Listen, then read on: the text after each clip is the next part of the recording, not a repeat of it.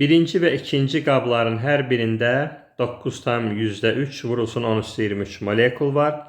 Birinci qabdakı qazların kütlələrinin cəmi ikinci qabdakı qazın kütləsindən 8 qram çoxdursa, birinci qabdakı O2-nin kütləsini hesablayın. Molekul sayına əsasən molu hesablaya bilərik. Düstur bu şəkildədir. Nü bərabərdir N bölünsün N-a. Oradan istifadə etsək, nü bərabərdir N. 9,3 vurulsun 10^23 bölünsün N-a 6,2 10^23'dür. Bu eləyir 1,5 mol.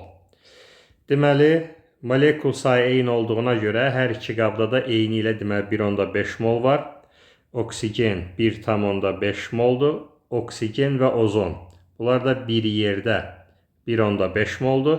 Artıq oksigenin molunu bilirik. Molyar kütləsinə əsasən onun kütləsini hesablaya bilərik.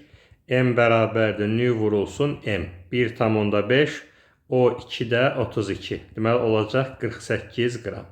Deməli burada oksigeni tapdıq. 48 qramdır. Birinci qabdakı qazın kütləsi də ikinci qabdakindən, yəni oksigenden 8 qram çoxdur. Deməli bu da olacaq 56 qram. Deməli birinci qabda olan oksigen və ozon bir yerdə 56 qramdır. Oksigeni işarələyək M1, ozonu işarələyək M2. Bax bu M1 və M2-nin cəmi 56'dır. Və bu O2 və O3 bir yerdə 1,5 mol idi. Burada oksigeni məsələn işarələsək X molla, ozon olacaq 1,5 minus X mol. İndi hər iki maddənin molunu onun molyar kütləsinə vurmaqla burada M1-in M2-nin yerinə yazaq. Yəni X vurulsun oksigenin kütləsi 32 üstə gəlinsin 1,5 minus X vurulsun O3. Ozonun da molyar kütləsi 48 bərabərdir 56'ya. Demək 32X plus 1,5 vur 48. 72 minus 48X bərabərdir 56'ya. Bu olacaq deməli 16X bərabər olacaq 72'dən 56 çıxanda 16.